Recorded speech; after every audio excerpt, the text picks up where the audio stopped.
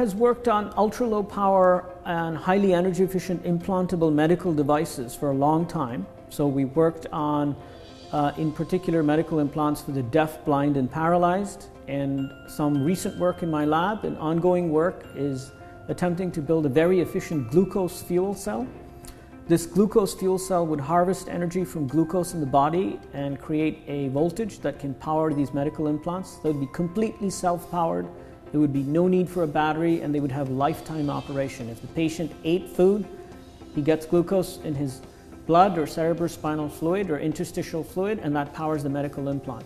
It in fact mimics the way biology works, because biology also harvests energy from glucose and uses that to make a battery that then creates chemical energy that powers all of your cells. There are two benefits. One is that because glucose is a very energy-dense molecule, you get very long lifetime operation. That's why you can go on a teaspoonful of peanut butter for such a long time. So if you can use glucose to make fuel cells inside or outside the body, you make very energy efficient power sources. Second, if you put in a medical implant, it's completely battery free and runs for the lifetime of the patient, because when they eat food, they release glucose. And so as soon as they power themselves, they power the implant. You never need a battery, you never need an antenna, you never need a coil. It's just a completely self-powered system that is harvesting energy from its surround. Biological circuits are analog because analog computation is more efficient than digital computation. And essentially, digital computation uses ones and zeros, ons and off, and logic to compute.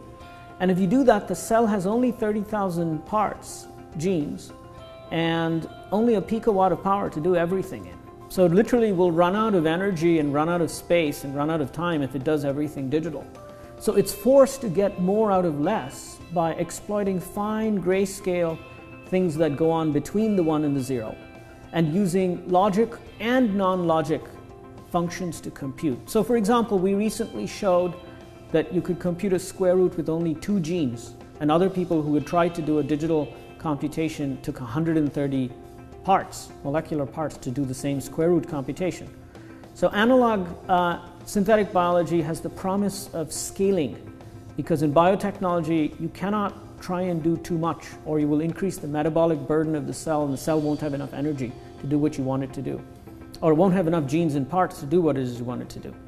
So that is why the analog is important.